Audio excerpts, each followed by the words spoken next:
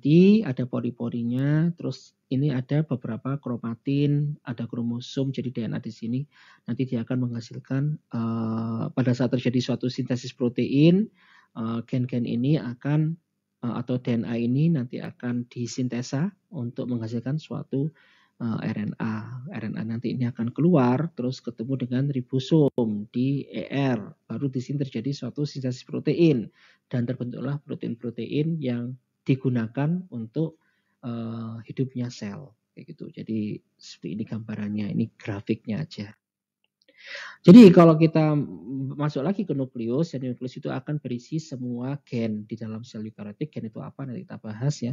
Dengan gen-gen lain, jadi dengan DNA lain bisa ditemukan juga di mitokondria atau kloroplas. Jadi kalau pada eukariotik selain memiliki DNA di inti sel, DNA juga ada di mitokondria atau kloroplas. Porinya disebut sebagai nuclear envelope. Nah, bentuk nuclear envelope dipertahankan oleh suatu lamina nuklear, jadi oleh suatu sitoskeleton, dan ini yang menjaga biar tetap bulat ya, tidak berubah bentuk terlalu drastis. Nah, materi genetik itu adalah DNA yang tersusun dalam bentuk kromosom terikat oleh protein namanya histon. Jadi nanti kita bahas juga. Dan di dalam nukleus itu juga ada struktur nukleolus yang merupakan lokasi sintesis RNA tertentu yang dinamakan RNA ribosomal. Ini juga nanti kita bahas sedikit ya. Jadi ini fungsi dari atau keterangan dari nukleusnya itu apa. Jadi di sel manusia itu semua sel tubuh, jadi sel somatik ya, itu akan memiliki 46 kromosom.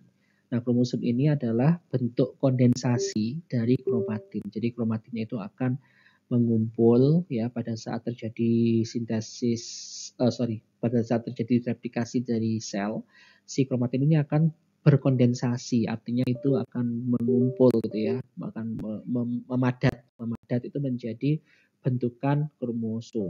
Nah, kromosom ini pada tubuh manusia itu ada pada setiap sel somatik ya, jadi sel-sel yang sel tubuh kayak sel kulit, sel darah, itu sel apapun ya, sel otot itu akan ada 46 kromosom. Jadi 46 kromosom adalah 23 pasang kromosom, satu kromosom seks yang menentukan jenis kelamin, dan 22 kromosom autosom. Jadi di sini yang memiliki fungsi lain gitu ya. Jadi di sini ada kromosomnya bisa dibedakan berdasarkan letak dari sentromernya. Jadi sentromernya apakah dia di tengah ataukah di ujung gitu ya. Kayak ini nomor 6 ya di ujung sini, atau mungkin di ujung sekali di nomor 13 misalnya. Ada namanya khusus-khusus ya. Jadi dia apakah di tengah, apakah di ujung, dan juga dari sifat pewarnaannya. Jadi pada saat diwarnai dengan giemsa itu akan berbeda warna dan juga dari ukurannya. Jadi dari ukurannya, panjang pendeknya gitu ya, dari itu bisa dibedakan berdasarkan menjadi kromosom 1 sampai kromosom 22, dan ada kromosom XX atau kromosom XY. Kalau XY berarti laki-laki, kalau XX berarti perempuan. Nah, ini bisa dilihat dengan menggunakan teknik karyotyping ya, dan karyotyping dan kromosom berpasangan disebut sebagai kromosom homolog. Jadi setiap itu ada 22 pasang.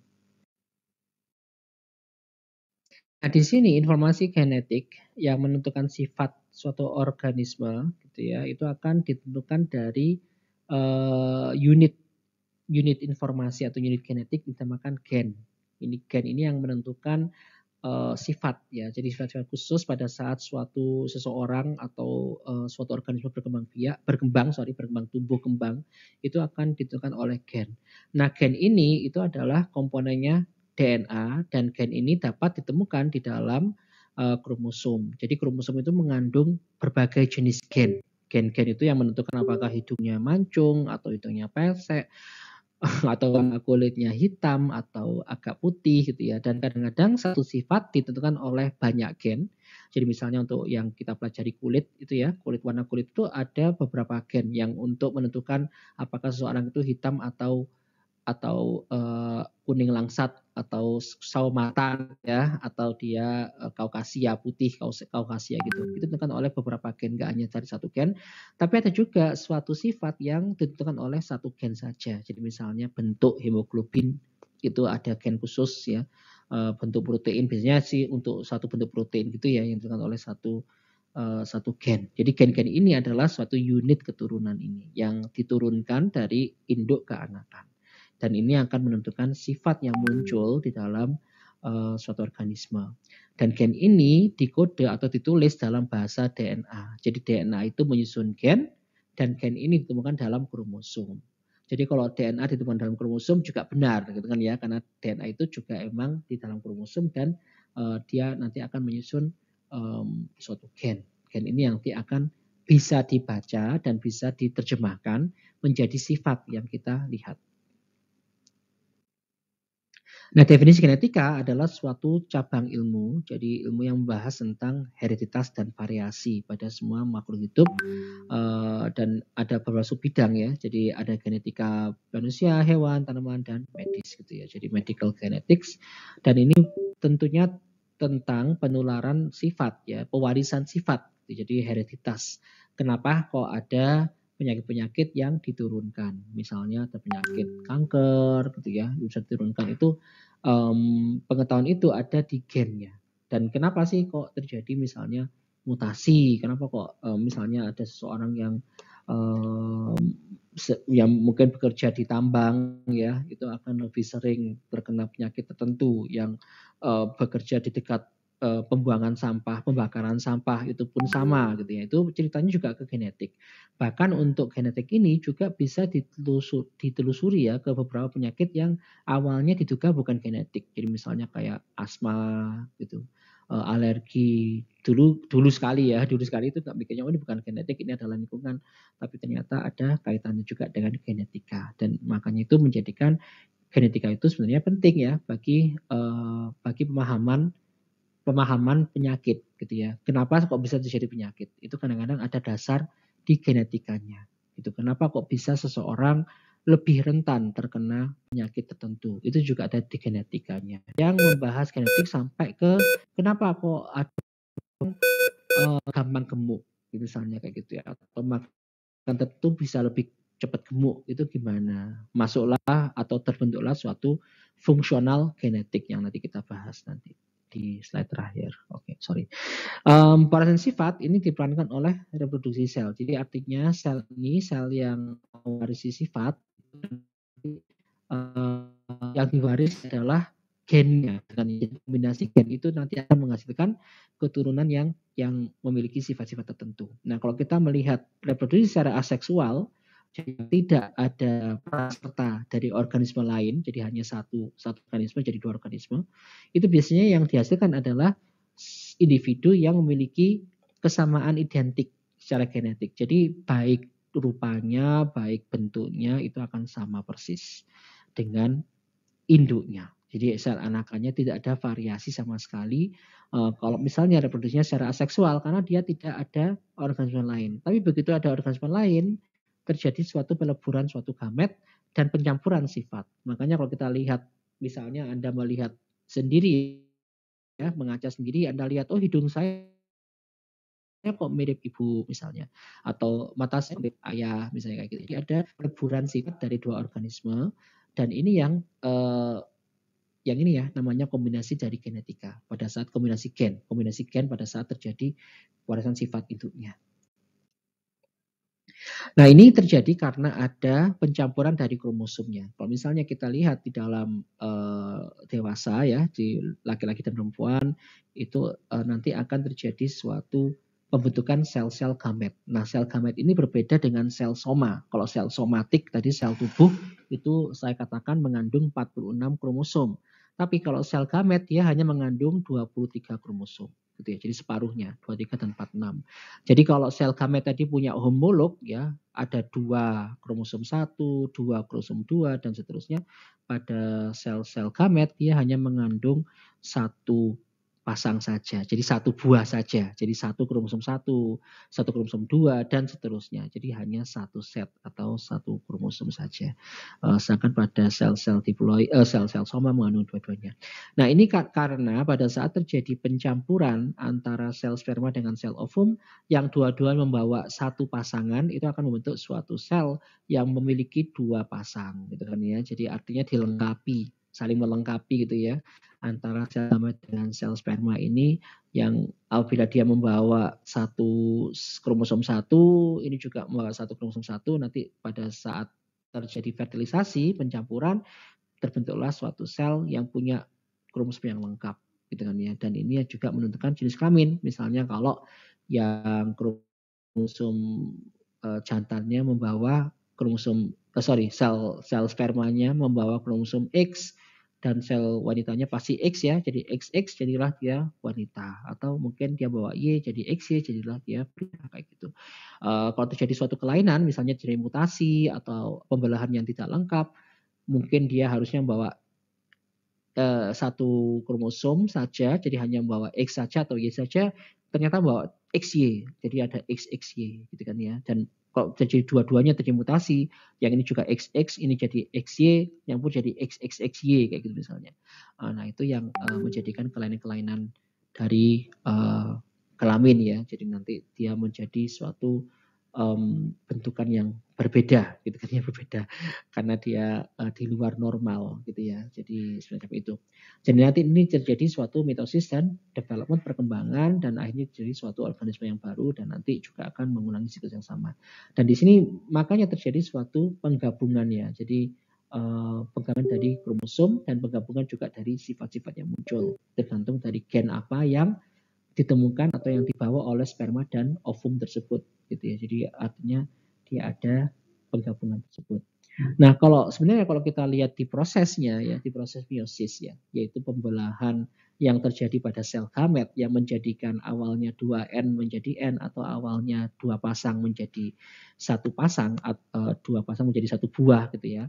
Itu juga ada pencampuran dari materi genetik dalam sel. Jadi misalnya kita lihat ya, di sini ada suatu kromatid yang saling berpasangan, homolog ya.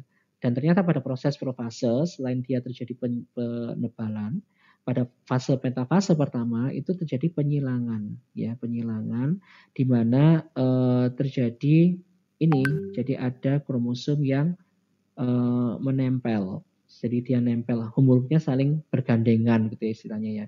Pada saat ditarik ada yang ke bawah. Jadi artinya ada yang terbawa dari kromosom pertama, jadi kromosom homolog yang merah ini ya. Misalnya ini kromosom 1 ya, jadi dia terbawa kromosom 1 merah semua, tapi ada satu biru yang nyantol gitu ya, yang tersangkut. Sama dengannya yang ini juga tersangkut yang merah kayak gitu. Jadi ada variasi juga antara dua kromosom, karena meskipun dia homolog kromosomnya, jadi misalnya kalau kita bicara 1 dan 2, kromosom 1 dan kromosom 1 yang homolog, itu kontennya tidak homolog. Jadi kontennya nggak sama. Ada perbedaan-perbedaan sedikit-sedikit yang nanti kita bahas ya. Jadi artinya kalau kita lihat, kita bandingkan urutan atau isi dari kromosom 1 dibandingkan dengan kromosom 1 homolognya, itu nggak sama persis. Ada perbedaannya sedikit-sedikit. Namun dia memiliki kesamaan di ukurannya. Ukurannya sama-sama. Jadi tetap dikatakan kromosom 1 ya. Kayak gitu. Jadi ini ada pencampuran juga, pemisahan juga dari gen-gen. Artinya ada gen yang terbawa di sini, ada gen yang terbawa di sana. Kayak gitu. Dan pada saat terjadi suatu meiosis kedua, ya, yaitu sama dengan mitosis ya. Mitosis di sini pembelahan, terbentuklah suatu sel-sel anakan yang memiliki gen yang bervariasi. Jadi nggak lagi merah semua atau biru semua, tapi ada merah birunya. Dan apalagi kalau ini disertai dengan penempelan pada sel lain, maksud saya pada penggabungan misalnya dengan sel sperma, itu malah terjadi suatu sifat yang berbeda lagi. Jadi benar-benar jadi variasi genetik pada saat terjadi perkawinan ya antara sel sperma dengan sel ovum. Karena ada beberapa faktor ini. Jadi nomor 1 bisa muncul karena adanya crossing over namanya ya. Jadi crossing over, dan juga dari 4 kombinasi ini misalnya ada kayak gini ya. Ini yang kemungkinan terjadi kan yang nomor 2 biasanya ya. Jadi ada sih kemungkinan kayak gini ya, nggak terjadi persilangan tapi biasanya terjadi persilangan. Dan kita lihat nanti pada saat perkawinan ya, pada saat terjadi pertemuan antara sel sperma dengan sel ovum, bisa aja yang menang yang sperma ini atau sperma ini gitu ya, atau yang antara ini dengan ini, antara kombinasi 2 ini pada laki-laki dengan kombinasi 3 pada perempuan misalnya kayak gitu. Jadi ada randomisasi ya, ada pengacakan sifat yang muncul yang mana gitu. Jadi kita nggak anak yang kita hasilkan itu akan terjadi suatu pengacakan sifatnya dari induknya. Jadi nggak bisa persis sama semua dengan bapaknya, gitu nggak bisa. Pasti ada aspek-aspek yang mirip dengan ibunya kayak gitu ya. Atau aspek dari ibunya ada aspek gen-gen dari ibunya, ada gen-gen dari ayahnya. Jadi nggak bisa satu kecuali kalau di cloning secara aseksual itu baru bisa gitu kan ya. Jadi sekarang belum bisa ya, tapi mungkin suatu ketika itu ada ceritanya manusia diklon kayak gitu. Itu baru akan sama persis karena dia merupakan klon ya. Jadi tidak ada pencampuran, tidak ada variasi ini nggak ada variasi kromosom ya, tidak ada pembuahan acak kayak gitu, tidak ada crossing over kayak gitu. Jadi di sini akan menghasilkan anakan yang merupakan klon kayak gitu. Tapi kalau yang normalnya itu akan terjadi suatu variasi genetik karena ada perbedaan di kromosom yang menjadi individu. Gitu. Kromosom yang dari sperma, kromosom yang dari ovum, dan juga jenis kromosom yang ada di situ. Yang mana yang masuk itu yang akan menjadikan sifat dari dari anaknya.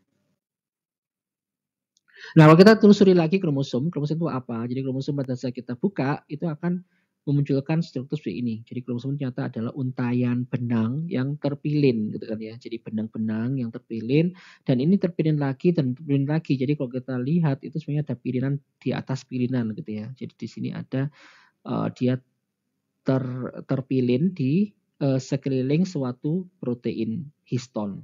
Ini namanya nukleosum ya. Jadi nukleus materi genetik. Nukleus ini nanti pada saat dia terbentuk dengan histon dinamakan nukleosum dan ini nanti akan membentuk suatu kromosom. Ini contohnya pada fase metafase ya. Jadi dia akan sudah membelah. Ini satu untai ini sama ya. Jadi dia membelah jadi dua. Dan ini kita lihat dan pada saat kita lihat lagi ini apa benangnya ternyata adalah suatu materi genetik namanya DNA. Jadi DNA di sini ya namanya ya. Jadi DNA itu akan menyusun gen itu nanti dia akan terpilin di histon bentuk nukleosum ya. Nanti nukleosum terpilin lagi baru dia akan membentuk suatu kromosom yang isinya ratusan ribu atau jutaan, miliatan bahkan asam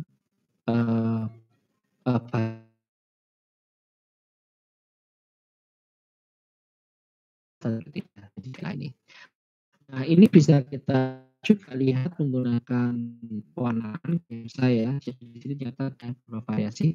Ini hanya untuk menentukan perbedaan ini harusnya ini yang awal tadi mengenai karyotyping kita lihat itu ada perbedaan dari centromere ya. Jadi tangan. Jadi kalau lihat pada saat musuhnya pada fase metafase kita bisa membedakan ini berapa itu berdasarkan letak sentromernya panjang dari tangannya. Jadi ada kayak Q yang panjang biasanya ya. Jadi kayak gini. Kalau dia di tengah itu akan sama antara P dan Q dan itu juga ada subregionnya. Jadi ada Q-nya di sini 1, 2, 3. Jadi kalau ada mutasi atau kita ingin mengidentifikasi letak suatu gen, kita bisa bilang oh dia di kromosom 4 misalnya ya atau gen rambut ikal misalnya. Jadi rambut keriting itu ternyata ada di kromosom 5P1 misalnya kayak gitu ya. Jadi 5P1 atau kromosom 5 Q nya mengatur sifat keriting atau DNA-nya mengatur sifat apa. Itu bisa diidentifikasi lahnya penggunaan ini. Jadi ada baca-baca, Anda menemukan istilah kromosom 4 P5 section 2 dari P5 2 3 kayak gitu. Jadi itu menceritakan letak DNA itu di dalam kromosom gitu kan ya. Dia di mana letaknya. Itu cara menjelaskan itu gitu kan ya. Jadi menggunakan P atau Q dan kromosom berapa dan seterusnya gitu. Nah, pada sel hewan atau tumbuhan reproduksi dilakukan dengan sel-sel gamet ya. Pada saat pembuahan sel gamet nanti ini akan bergabung menyatu membentuk zigot dan ini akan menghasilkan gen dari kedua orang tuanya. Kalau kita lihat di dalam kromosom itu juga tersusun oleh DNA dan ternyata DNA ini akan menyusun suatu gen gitu kan ya. Jadi DNA itu kalau kita amati lagi adalah sekelompok asam nukleotida dengan sekuen tertentu, ya, dengan urutan tertentu. Misalnya di sini ada GATTTA, GCA. Ini adalah berdasarkan purin atau penimidin atau bahan komponen dari DNA itu. Jadi nanti kita bahas di slide berikutnya ya. Tapi di sini kita melihat pada satu kromosom dengan kromosom lain yang homolog itu ternyata nggak persis sama 100% gitu ya. Ada perbedaan. Misalnya di sini itu ada C dan G, di sini nggak ada di bagian lokus yang sama. Jadi lokus adalah lokasi dari suatu gen. Jadi lokasi gen dinamakan lokus. Nah, variasi dari gen itu dinamakan alel. Jadi alel adalah variasi dari gen yang sama pada lokus yang sama pada kromosom yang homolog. Gitu kan ya. Jadi kromosom yang homolog atau yang berpasangan itu tidak sepenuhnya 100% sama. Itu ada perbedaan di jenis nukleotida yang menyusun gen tersebut. Ini yang dinamakan alelanya. Nah, alel ini bisa dominan atau resesif tergantung dari sifat yang muncul. Jadi misalnya kalau ada suatu gen pada keturunan tersebut dia ditemukan, oh ini loh ada suatu organisme yang punya DNA dengan sekuen CG ini. Nah ternyata kalau dia punya CG baik satu atau dua CG, jadi misalnya dua-duanya punya CG, itu sifat yang muncul adalah ungu, gitu kan ya. Maka kalau dia punya satu juga sama ungu, maka dia dikatakan sebagai dominan. Jadi alel dominan, yaitu alel yang akan menentukan sifatnya yang muncul, gitu kan ya. Jadi kalau misalnya punya CG, dia akan ungu. Tapi kalau nggak punya, misalnya punya AT, dia akan jadi putih, gitu kan ya. Maka dikatakan ini adalah sifat yang resesif karena begitu ditemukan yang muncul hanya yang CG ini nggak muncul, seolah-olah nggak ada, gitu kan ya, ditutupi dengan yang ungu. Nah, bila dia muncul, kapan dia yang muncul? Kalau dua-duanya AT, misalnya kayak gitu ya. Jadi ini A dan T, ini juga A dan T, baru dia menjadi putih, maka dikatakan sebagai gen yang resesif. Jadi dari lokus ini, dari alel ini ada ternyata gen-gen yang dibentuk, jadi dijadikan suatu sifat, ada yang tidak, gitu kan ya. Jadi dari sini pun kita tahu, oh ternyata meskipun tubuh kita itu punya semua gen, di semua sel tubuh kita punya semua gen untuk semua di semua sel ya, tapi ada sel-sel yang bisa menyalakan dan mematikan. Ada sel-sel yang sifatnya dia dominan sifat ini, dominan sifat itu, gitu kan ya. Jadi dari alel itu pun ada yang sifatnya dominan dan resesif kayak itu misalnya. Jadi dari sini adalah sama kayak misalnya kalau punya penyakit tertentu, misalnya ada kanker, bisa aja misalnya gennya itu sifatnya resesif baru muncul kalau dua-duanya ada kayak gitu. Dia tidak akan muncul kalau hanya satu kayak gitu misalnya. Jadi ada penyakit-penyakit yang sifatnya dominan, ada penyakit yang sifatnya resesif. Gitu ya. Oke. Nah, jadi alela adalah suatu versi gen yang aktif dan di sini contohnya adalah pada warna bunga. Gitu ya. Warna bunga itu ada yang ungu, ada yang putih, dikawinkan. Itu dulu ngelihatnya kayak gini ya. Jadi pas dikawinkan kok yang keluar banyak ungunya. Oh, berarti dia adalah suatu gen yang dominan gitu kan ya, karena dia banyak ungunya. Dan ternyata pada saat kita melihat di sekuennya atau di urutan DNA-nya juga mencerminkan hal yang sama. Jadi kalau dia punya alel ungu itu baru akan baik satu atau dua itu akan memunculkan warna ungu. Kalau dia punya alela yang warnanya putih, dua-duanya baru dia muncul warna putih. Maka dikatakan sebagai warna putih ini adalah sifat yang resesif. Dan ini oleh Mendel ya dicek terus dihitung, oh ternyata bandingannya 3:1 untuk satu sifat. Nanti kalau dua sifat dia menjadi 9:3:3:1 kayak gitu ya. Jadi itu ada yang dua sifat terkait dan lain sebagainya. Jadi di sini memang Mendel ini yang memulai atau memperakasai ilmu genetika di sini. Nah, gen ini disusun oleh DNA, tadi saya bilang ya, DNA itu apa? Tapi DNA adalah satu molekul yang beruntai ganda dan untainya disatukan oleh ikatan hidrogen antara residu-residunya. Jadi kalau saya ulang ya, jadi DNA ini adalah suatu molekul yang memiliki residu A, T, G atau C atau adenin, timin, guanin atau sitosin gitu ya. Jadi dia memiliki suatu basan nukleotida. Gambarnya nanti kita lihat ya. Jadi ini nanti aja kita jelaskan ya sisanya. Jadi komponennya adalah suatu DNA dan DNA ini dia sifat polimer. Jadi banyaknya DNA ya. Kalau banyak DNA ya unitnya adalah suatu nukleotida. Nukleotida itu apa? Nukleotida adalah suatu gugus gula karbon, jadi gula 5 karbon, gula dengan 5C dan memiliki basa nukleotida yang melekat pada gula dan gugus fosfat gitu ya. Jadi dia ada urutan. Jadi ada gulanya, ada basa nitrogen dan ada gugus fosfatnya. Ini yang menyusun nukleotida dan gabungannya nanti akan menyusun suatu DNA. Nah, DNA ini ada 4 jenis nukleotida yang berbeda-beda dan ini berbeda pada basa nitrogennya gitu ya. Jadi kayak gini, ini namanya gugus ribosa atau gugus gulanya 5 karbon, jadi ada C1 2 3 4 5, ada 5C, ada O-nya di tengah ya. Jadi dia C5H10. Oh sorry, C5H10O5 benar ya. 1 2 3 4 5 ya pas. O5. Jadi di sini pada ini ya, pada DNA ini dia O-nya 4 karena dia deoksiribonukleik acid. Jadi dia kehilangan oksigen di C kedua. Jadi kita lihat ini adalah ribose. Kalau di DNA itu O-nya di sini nggak ada. Jadi di C2-nya nggak ada O-nya. Jadi deoksiribo kehilangan oksigen 1. Di sini ada ikatan gugus fosfat ini ya untuk nukleotida ya, dan ada suatu basa nitrogennya. Basa nitrogen ada 2 jenis, ada purin, ada pirimidin. Nah, purin memiliki struktur yang lebih besar daripada pirimidin ya, strukturnya purin. Dan di sini purin terbagi menjadi 2 lagi, adenin dan guanin tergantung dari gugus yang dia punya. Jadi dia punya gugus amina, di sini ada gugus karboksil di sini misalnya. Gugus oksigen ya, ada oksigennya di atas ini ya. Jadi guanin seperti ini bentuknya, adenin bentuknya kayak gini gitu ya. Jadi yang Anda cukup ketahui itu namanya aja dan termasuk mana, purin atau pirimidin. Jadi purin ini adalah contohnya adenin dan guanin. Sedangkan pirimidin ada 3 jenis yaitu sitosin, urasil, dan timin. Timin ada metanolnya di sini ya. Jadi di sini metana ya benar ya. Jadi ada 3-nya di sini dan ini memang ditemukan pada DNA untuk sitosin dan timin.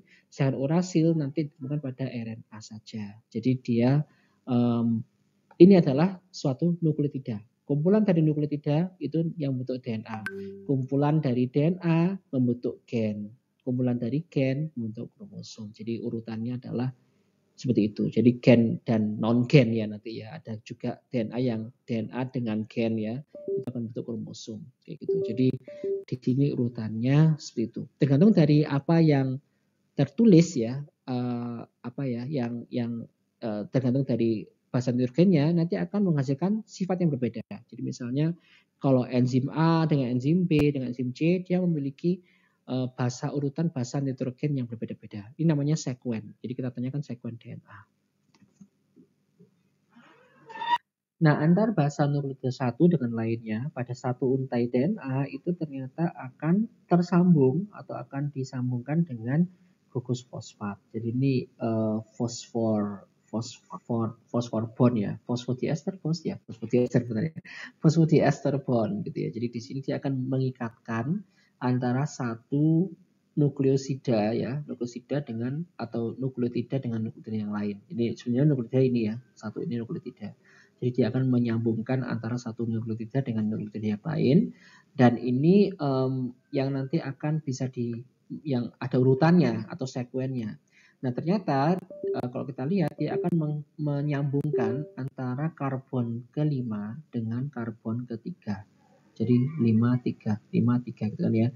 Jadi dia menyambungnya di C ke-5 dan C ke-3 dan ini yang biasanya dituliskan oleh misalnya kita lihat di jurnal atau di literatur gitu ya.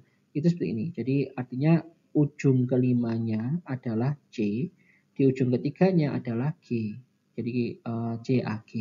Misalnya kalau lebih panjang lagi ya dipanjangkan nanti ujung ke-3-nya adalah G. Jadi ini menunjukkan bahwa atau ingin menandakan bahwa DNA itu sifatnya ada arahnya. Jadi ada cara bacanya. Dari kiri ke kanan atau kanan ke kiri. Dari 5 ke 3 atau dari 3 ke 5. Ada enzim-enzim yang bisa membaca dari 5 ke 3. Ada enzim-enzim yang hanya bisa membaca dari 3 ke 5 misalnya kayak gitu.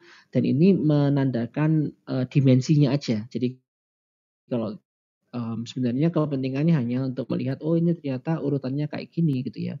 Jadi urutan suatu basan nukleotida atau sekuennya suatu DNA itu kayak gini. Misalnya kalau dia balik, urutannya kebalik, ya hasilnya juga akan salah kayak gitu. Hasilnya akan berbeda kayak gitu ya.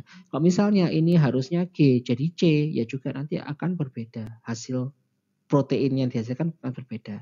Kayak gitu. Jadi ini ada dimensi keurutannya pada satu untai ganda dan ini bisa diceritakan dengan cara ini.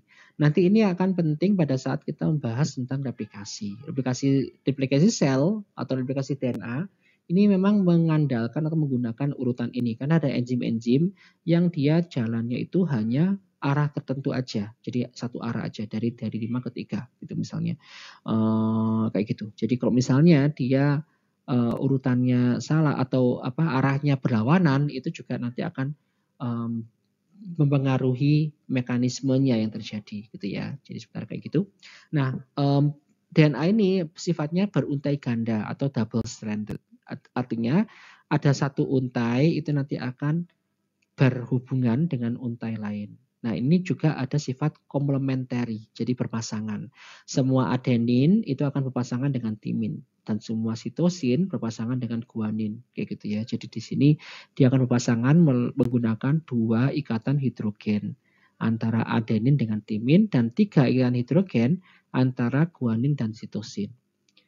Kalau kita lihat itu ya, jadi di sini ada ujung kelima, ujung ketiga, sedangkan di arah sebaliknya itu balik kan ya ke arah atas. Ini misalnya kayak gini 3 ke 5 kayak gini ya.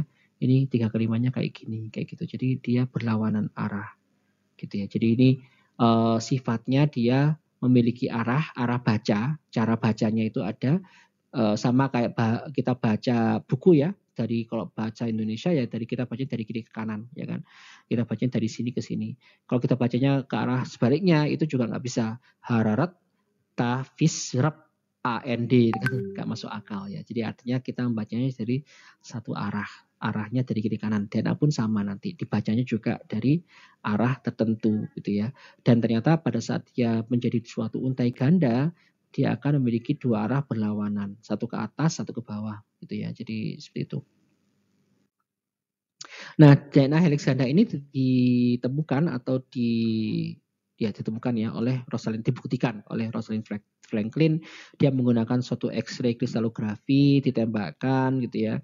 Dan ini hanya menceritakan oh ternyata dia berbentuk untai ganda dalam bentuk helix gitu ya. Jadi helical. Karena makanya gambarnya kayak gini karena dia terpantulkan ke 4 penjuru gitu ya. Jadi kayak gini gambarannya dan ini membuktikan bahwa oh ternyata emang suatu DNA ini dia akan terpilin gitu ya, terpilin dalam bentuk yang saling mengitari gitu ya. Jadi nggak lurus kayak gini tapi dia berbentuk suatu helix. Helix itu berarti apa ya kayak bor gitu ya, kayak ngebor gitu. Ini bukan kayak bor ya. Jadi dia bentuknya kayak gini dan arahnya akan berlawanan, satu ke arah atas, satu ke arah bawah ya.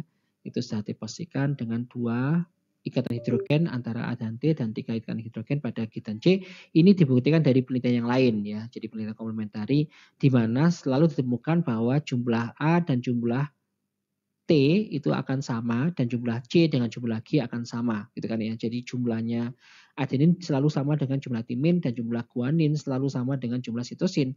Ini menandakan bahwa oh berarti mereka saling komplementer gitu kan ya, saling menempel gitu antara A dengan T dan G dengan C. Nah, karena G dan C memiliki 3 ikatan hidrogen, biasanya kalau suatu organisme punya banyak GC atau GC content itu akan lebih susah untuk bereplikasi atau lebih susah untuk dibelah gitu aja sih. Jadi ada beberapa organisme yang memang punya high GC content yang menandakan bahwa dia spesies apa kayak gitu. Jadi dari sininya atau bukan spesies ya, dia ordo atau famili apa gitu ya. Jadi dari GC content tadi itu. Ya, jadi ini sifatnya adalah dia double helix, ya, helical double helix yang memiliki sugar phosphate backbone, artinya ini adalah gula ribose dan juga fosfodiester linkage, ya, jadi ikatan fosfodiester ini ada basan tirogennya yaitu ACGC, ACGT ya, ATGC sorry, ATGC. Di sini dia akan menyambung, dia membentuk suatu pola yang helical, dia double helix namanya karena dia untai ganda berbentuk helix. Kalau kita lihat dia memiliki sifat komplementer, A selalu dengan T, G selalu dengan C ya. Terus dia juga punya sifat terarah ya. Jadi memiliki arah yang berlawanan pada saat dia menjadi itu. Nah, ini kita bicarakan dalam suatu DNA sekuen. Jadi sekuen DNA itu biasanya seperti ini bentuknya. Jadi TGC, ATT, CGC, CAA, TTA, gitu ya. Banyak 33.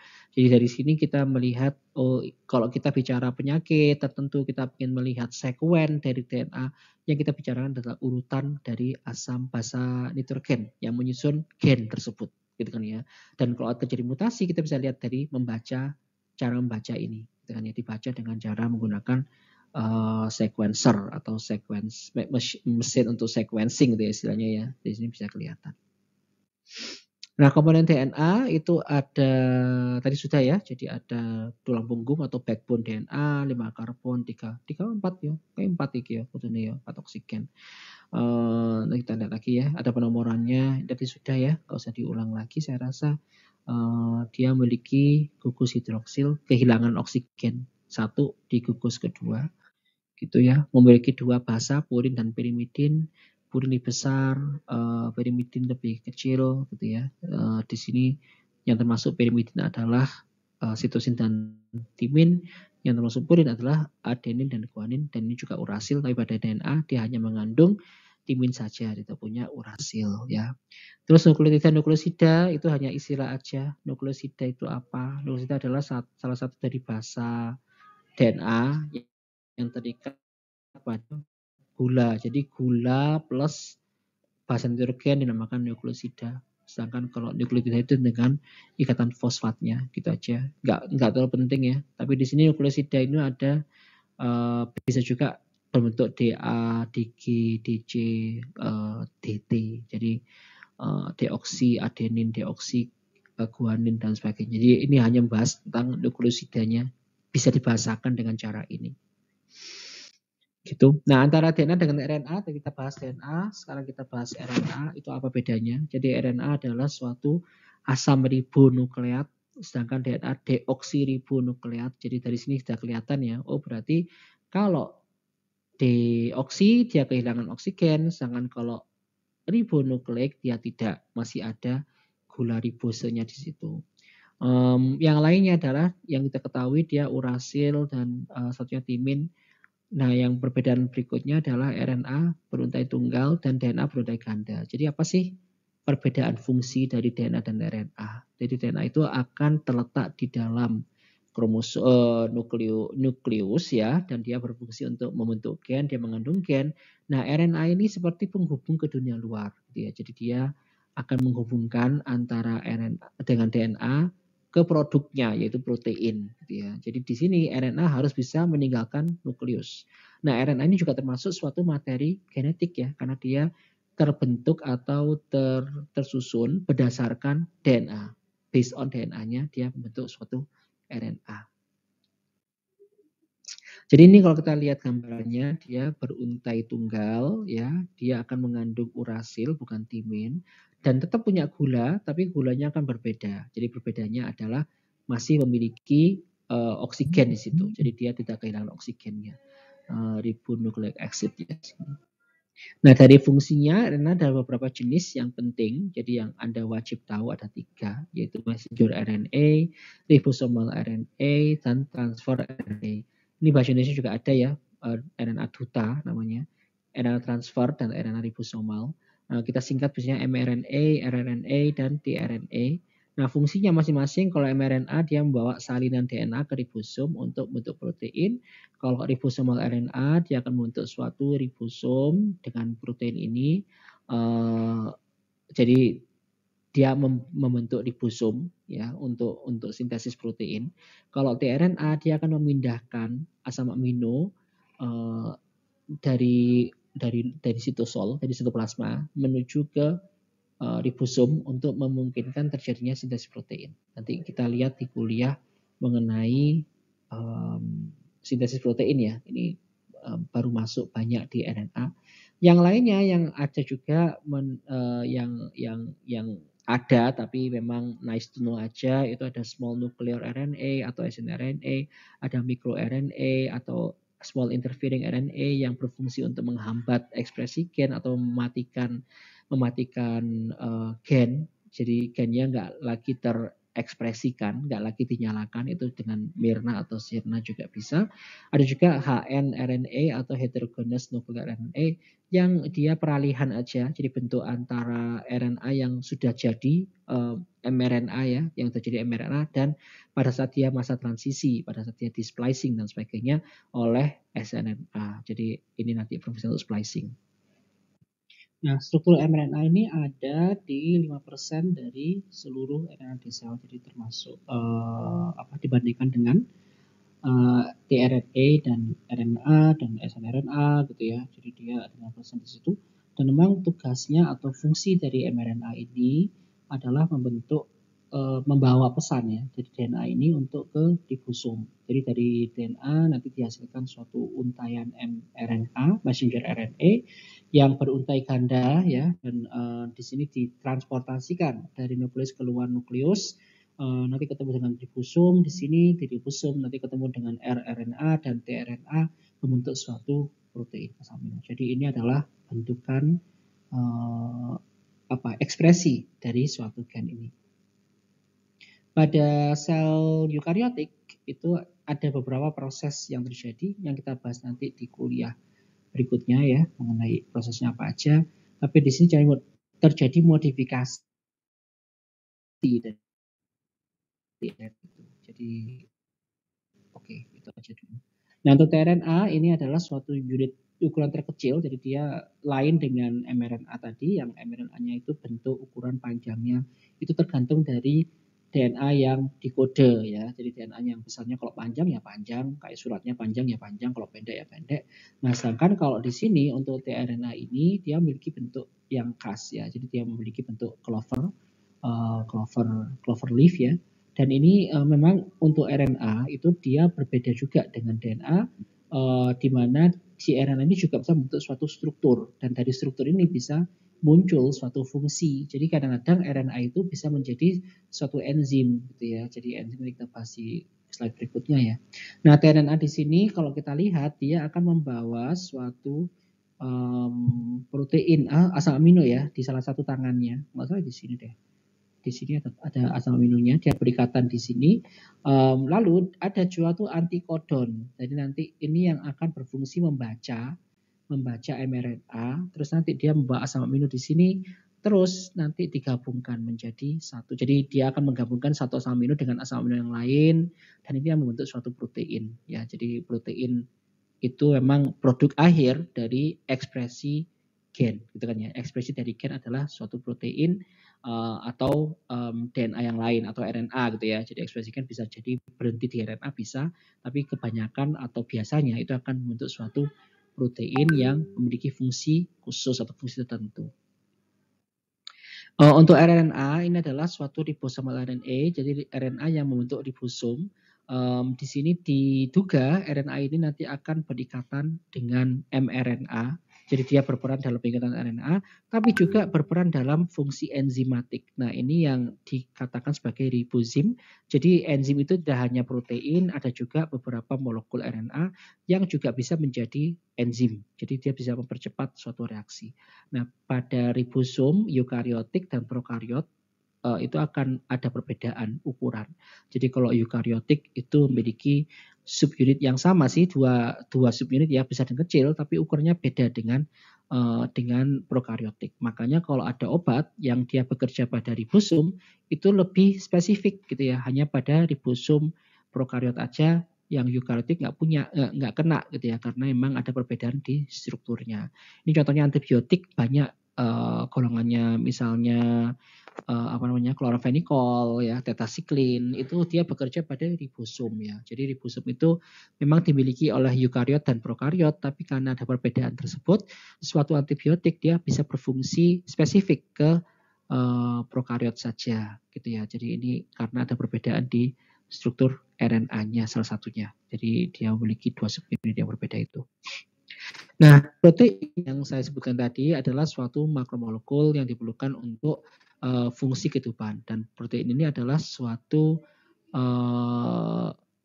hasil akhir ya tadi saya bilangnya ya. Jadi adalah suatu produk ya, produk dari ekspresi gen. Jadi artinya pada saat suatu gen diekspresikan, dinyalakan, dia akan membentuk suatu protein, dan protein ini nanti yang akan menentukan fungsi atau sifat dari organisme itu. Jadi fungsi normal dari organisme itu dinamakan fenotipe, jadi phenotype. Jadi misalnya hidung mancung adalah phenotype, phenotypic.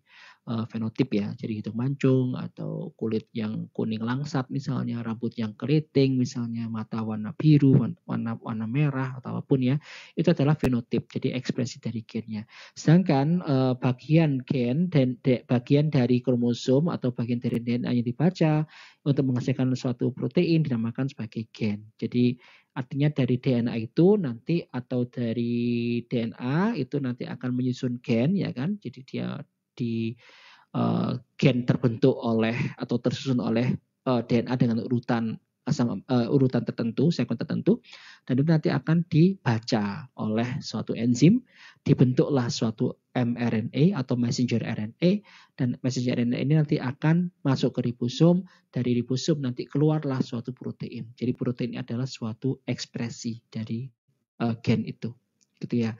Dan protein adalah penghubung antara genotype, yaitu semua gen yang ada di dalam organisme, dengan phenotype, jadi fenotipnya. Nah, bisa digambarkan dalam sesuatu yang namanya dogma sentral atau central dogma. DNA dibaca menjadi RNA, RNA itu akan memindahkan pesan dari DNA ke ribosom, dan di ribosom dibaca lagi, diterjemahkan menjadi suatu protein. Jadi disalin, itu namanya transcribe. Jadi transcribe itu menyalin ya. Transkripsi, jadi di sini proses transkripsi namanya, dari DNA membentuk suatu RNA atau RNA menyalin dari DNA itu, pesannya disalin, lalu dibawa ke ribosom, diterjemahkan menjadi suatu asam amino yang namanya translasi. Jadi proses ini namanya transkripsi, proses bawahnya RNA menjadi protein namanya translasi. Nah, ini namanya central dogma ya. Jadi proses keseluruhan ini central dogma. Nah, protein sendiri itu seperti yang Anda pelajari di minggu pertama, minggu kedua, minggu ketiga gitu ya. Minggu ini ya, dan nanti minggu keempat, itu memiliki fungsi penting dalam fisiologi. Jadi misalnya protein kita ketahui dia bersifat sebagai kanal ion, sebagai reseptor, sebagai enzim, flagella, flagellin, sitoskeleton, itu semuanya adalah protein. Dan juga ada misalnya hormon atau molekul signaling ya. Jadi untuk komunikasi sel itu butuh protein, untuk metabolisme sel butuh juga protein, untuk transportasi dia juga butuh protein, kanal juga butuh protein. Jadi protein di sini semuanya ditentukan oleh gen ya, ekspresi dari gen. Jadi misalnya ada kelainan di mana protein tertentu tidak aktif atau terlalu banyak, atau mungkin dia malform atau mengalami disfungsi ya, itu bisa ditelusuri ke DNA-nya, ke gennya, karena memang dari protein ini akan terjadi atau dia muncul karena ada ekspresi dari gen tersebut. Nah, protein ini juga penting dalam penyakit-penyakit ya. Jadi untuk interaksi protein itu juga bisa dijelaskan patomekanisme atau terjadinya penyakit, proses terjadinya atau berjalannya penyakit gitu ya. Jadi ini dari protein-protein. Misalnya tadi itu ada mutasi yang mempengaruhi peningkatan atau bentuk dari proteinnya berubah, sehingga dia fungsinya itu tidak lagi sama seperti sebelumnya. Nah, ini menandakan pentingnya juga protein di sini untuk penyakit. Nah, oleh karena itu ada suatu bidang ilmu yang mempelajari mengenai kaitan antara genetika dengan penyakit gitu ya. Jadi genetika medis. Nah, ini meliputi juga tentang pewarisan. Gimana sih misalnya kalau ada thalassemia yang merupakan penyakit herediter atau keturunan ya kan. Jadi dia dari lahir itu akan punya karena membawa gen resesif dari orang tuanya misalnya. Kayak gitu. Jadi itu membahas itu warisan, gimana sih diwariskan caranya. gimana dipetakan. Jadi dipetakan mana sih gen-gen yang mengalami perubahan, baik itu dari jumlahnya atau dari bentuknya dalam suatu penyakit, atau untuk diagnosis misalnya. Jadi untuk diagnosis bisa nggak kita mendiagnosis adanya kanker tipe tertentu dengan melihat gennya. Dan dari diagnosis itu juga bisa mengarahkan ke pengobatan. Jadi misalnya, oh kalau penyakit kankernya itu karena malfungsi dari suatu gen tertentu, obat yang paling bagus adalah ini, gitu kan ya. Jadi obat yang paling bagus adalah ABC atau harus terapinya kayak gini. Karena itu tergantung atau terkait dengan patogenesisnya, gitu ya, patomekanismenya kayak gitu. Jadi dari sini itu bisa ditelusuri. Dan yang terakhir konseling genetik. Jadi ini genetika medis di sini. Dan memang masih populer ya, karena masih butuh. Cuman di semua bidang kesehatan itu nanti akan menyangkut ke genetik ya, baik itu di ya hampir semua lah, nggak semuanya ya. Jadi hampir semua bidang itu nanti ke genetik. Nah, untuk sejarah genetik itu di medical genetics itu seperti ini. Jadi dia ada menemukan tentang dominance, ada inborn error ya. Ini silakan dibaca ya. Saya nggak terlalu bisa ya. Untuk PCR, kemudian ini kita bahas di kuliah 2, ada DND, DMD ya, dystrophy misalnya. Jadi ini ada beberapa yang terbaru atau yang nggak terbaru juga sih. Ini lebih dari 20 tahun lalu itu human genome sequencing. Jadi kalau tadi kita belum bahas yang tentang genom ya. Jadi genom adalah semua gen yang ada di tubuh manusia, namakan genom, dan itu manusia sudah di sequencing. Jadi artinya kita sudah punya informasi tentang manusia lengkap ya. Jadi udah dibaca semua kromosomnya, semua gen yang ada di kromosom sudah dibaca, udah dituliskan, tapi memang hanya pada beberapa spesies kayaknya ya. Maksud saya beberapa ras ya. Jadi misalnya pada Caucasia, dan tentunya ada sampel size-nya ya. Jadi mewakili semua. Tapi kayaknya semua ras ada. Jadi Asia juga ada kayak gitu. Nah ini sudah di sequencing, tapi memang masalahnya di datanya kita ada, analisa datanya agak susah ya, karena dia terlalu besar. Jadi memang sekarang yang populer di tahun-tahun ini itu mengenai cara mengatur atau cara menganalisa big data. Jadi big data analisis itu gimana sih caranya? Itu yang dicari sama orang-orang. Jadi begitulah ya. Oke. Nah ini beberapa orang yang merupakan berperan penting ya, yang Mendel tahu ya Anda ya, Mendel, terus ada Watson dan Crick, ini dengan Rosalind Franklin. Memang pada tahun yang lalu itu ada kasus seksisme ya, yang laki-laki disebut, yang perempuan tidak, pada juga berperan ya diakui. Jadi ada juga Rosalind Franklin di sini harusnya gitu, dan ada lain-lain. Jadi ini tahun 2001, ini belum saya update ya dari tahun ke tahun.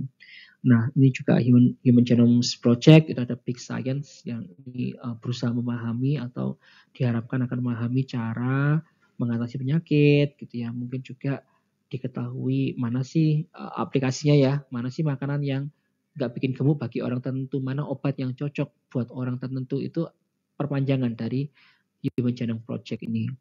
Nah, di sini namanya functional genomics. Jadi misalnya tadi itu ya yang kita katakan mana sih obat-obat tertentu yang mana yang bisa berperan di dalam penyakit, yang bisa mengobati penyakit pada orang tertentu. Ini karena ada kesinambungannya. Jadi untuk fenotip ini ditentukan oleh gen, ya kan, oleh genetik ya untuk muncul fenotip. Tapi ternyata dari gen ke fenotip itu juga masih ada beberapa faktor yang lain. Jadi ada faktor-faktor proteomik ya, gimana sih proteinnya dimodifikasi. Ada metabolik ya, metabolomik. Jadi senyawa-senyawa apa yang bisa berperan dalam meregulasi gen atau meregulasi protein, itu dibahas di sini. Ada transkriptomik. Jadi ternyata RNA itu enggak semuanya dijadikan protein, ada yang dipotong, ada yang betul-betul untuk memotong, splicing dan sebagainya. Dan ternyata yang baru adalah epigenomik. Jadi epigenomik atau metagenomik itu adalah kaitan antara lingkungan dengan ekspresi gen. Misalnya ternyata kalau merokok itu terjadi suatu perubahan di genetiknya yang berlangsung lama gitu ya, yang bisa diturunkan misalnya kayak gitu. Jadi memang ada epigenetik ini yang ini lagi populer, yang sedang dibahas. Semua membentuk suatu fenotip. Nah dari dia sendiri, dan itu dia bisa membentuk suatu molekul selain protein. Jadi protein nanti yang berfungsi untuk mengatur metabolisme, metabolik itu jumlah enzim yang main di sini ya kan, jumlah enzim yang menentukan apakah seseorang kalau makan kolesterol itu jadi gemuk atau enggak gitu ya. Itu enzimnya. Kenapa kok ada orang-orang yang merokok 40 tahun nggak apa-apa, ada yang merokok langsung sakit misalnya terjadi kanker. Itu tergantung dari gennya. Ada orang-orang yang nggak pernah olahraga tetap kurus, ada yang orang-orang yang olahraganya banyak tapi kok gemuk terus gitu ya. Jadi masalahnya banyak ya kalau itu ya. Tapi itu ada peran juga dari genetik. Jadi dari genetik ini biasanya ada bidang-bidang lagi terpecah ya. Misalnya nutrigenomik, membahas kaitan antara nutrisi dengan gen. Mana sih orang ini makan apa, makanan apa yang akan cepat di metabolisme, mana apa yang kurang di metabolisme. Ini semua muncul karena sudah ada human genome sequencing. Jadi semua gennya ketahui, baru kita ingin mencari apa sih kaitannya antara obat dengan gen. Ada nggak kaitannya? Ada, namanya farmakogenetik atau farmakogenomik ya. Jadi orang-orang tertentu akan lebih cocok dengan obat-obat tertentu, senyawa obat tertentu gitu ya. Jadi ada seperti itu. Nah, penyakit itu ternyata sifatnya multifaktorial. Jadi munculnya penyakit itu bisa muncul karena gennya, bisa juga muncul karena environment dari lingkungan, atau perpaduan dari keduanya. Dan kita ketahui atau semakin kita dalami, ternyata peranannya menjadi kedua-duanya yang lebih sering. Misalnya di sini kita menduga untuk penyakit-penyakit yang murni genetik, contohnya Down syndrome, akondroplasia, ini murni genetik. Artinya dia ditularkan, diperoleh dari genetik, manifestasi klinis muncul karena faktor genetik kayak gitu ya. Jadi ini benar-benar genetik. Ada juga yang benar-benar lingkungan, kayak misalnya tersambar petir, kecelakaan, ya mungkin kecelakaan juga bisa. Di sini ini adalah murni lingkungan. Tapi kebanyakan penyakit ada di antara, ada peranan genetiknya sedikit atau banyak gitu kan ya. Misalnya infeksi kita bayangkan infeksi ya mesti karena environment, tapi enggak juga. Ternyata ada faktor genetiknya gitu ya, karena reseptor yang digunakan untuk bakteri menempel itu tergantung dari gen manusianya. Misalnya manusianya nggak punya reseptor itu, maka bakterinya nggak bisa nempel. Jadi artinya dia tidak murni environment, tapi ada faktor gen. Berat badan itu, ini kebanyakan makan gitu kan ya, misalnya nggak pernah olahraga, benar gitu kan ya.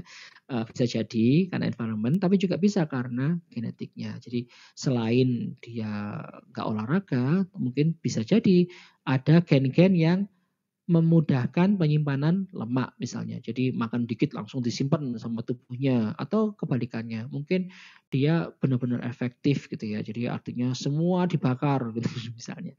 Itu tergantung dari gennya yang miliki. Maka weight ini nggak lagi murni environment, tapi juga bisa ada faktor gen. Kanker juga sama. Kanker itu juga murni nggak dari gen, nggak dari environment. Diabetes pun sama. Ada gennya, ada environment. Kan lebih banyak ke gennya daripada ke lingkungan kayak gitu ya. Jadi ada orang yang gemuk makan gula banyak tapi nggak kena diabetes, ada orang yang kurus dietnya diatur mungkin ya, tapi terkena diabetes misalnya kayak gitu. Jadi ada beberapa faktor lingkungan dan environment yang berperan dalam terjadi penyakit, dan ini kita menemukan semakin lama semakin banyak yang campuran ya, semakin banyak yang campurannya.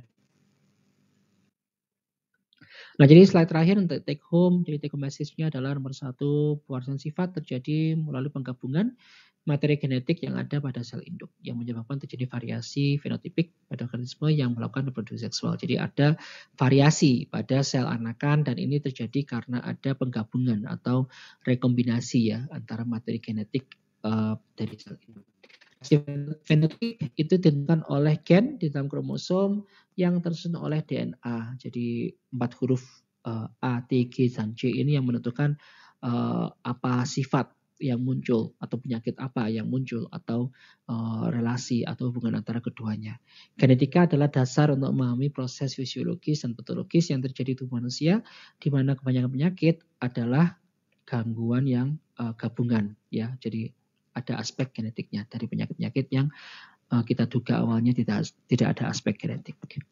Baik, mungkin itu sekian dari saya. Agak panjang kuliahnya. Terima kasih. Silakan apabila ada pertanyaan bisa ditanyakan. Assalamualaikum warahmatullahi wabarakatuh.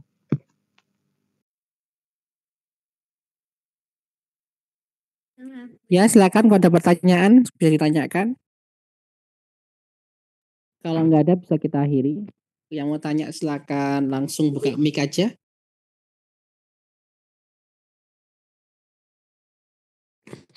Saya Pak, mohon izin sebelumnya perkenalkan nama saya Fataki Alamsyah dengan NIM 22401101075. Di sini saya mau nanya Pak, apakah protein dalam DNA itu sama dengan protein yang kita dapatkan dari makanan? Sekian, terima kasih. Baik, sama-sama. Sama-sama, makasih sama-sama. Ya, untuk protein itu kan dari asam amino ya. Jadi asam amino yang diketahui itu ada dua, ada esensial sama non esensial. Jadi ada asam amino yang bisa diperoleh dari makanan, ada asam amino yang harus atau bisa dikonversi dari asam amino lain gitu ya. Nah, jadi asam amino ini nanti akan membentuk protein. Jadi protein itu sebenarnya dia makromolekul yang dikode, susunannya dikode oleh DNA ya, tapi sumber asam aminonya itu akan sama sebenarnya ya. Maksudnya dia akan memperoleh sumbernya dari dalam tubuh maupun dari luar tubuh. Itu ya, paham ya? Fuad. Oke, baik. Silakan.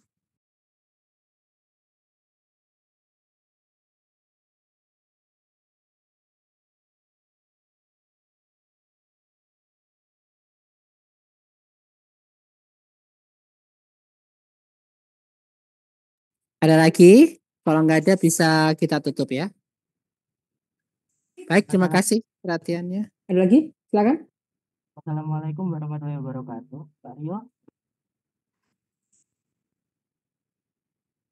Ya, silakan.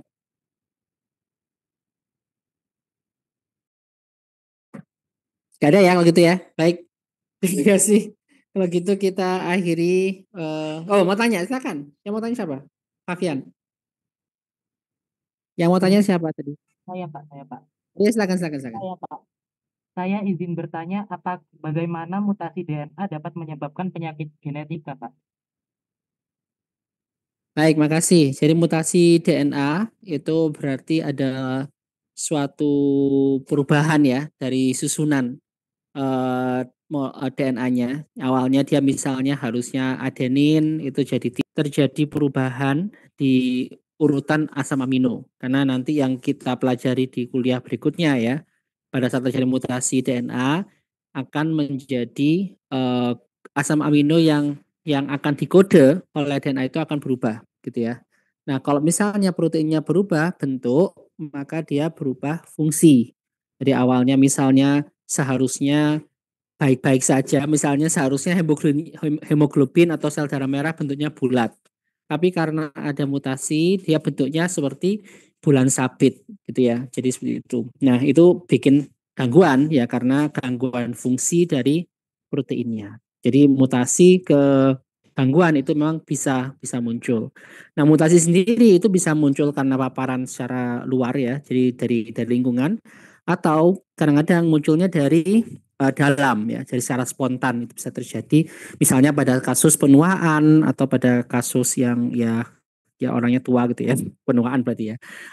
Atau mungkin secara alamiah ya, tapi biasanya tubuh kita punya cara-cara untuk mengkoreksi untuk mutasi itu. Jadi misalnya dikoreksi dengan cara dibetulkan, tapi nanti semakin tua itu efek pembetulannya juga semakin buruk gitu ya. Jadi mutasi ke penyakit seperti itu perjalanannya ya. Mungkin jelas, Fabian? Ada tambahan? Jelas, Pak. Terima kasih banyak. Ada lagi yang mau ya? Silakan yang mau tanya berikutnya.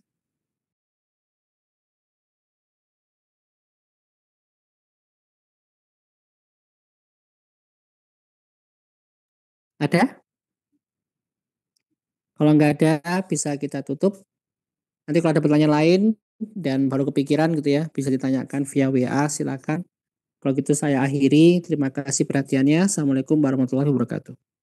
Waalaikumsalam warahmatullahi wabarakatuh. Terima kasih Pak Rio. Waalaikumsalam warahmatullahi wabarakatuh. Terima kasih Pak Rio.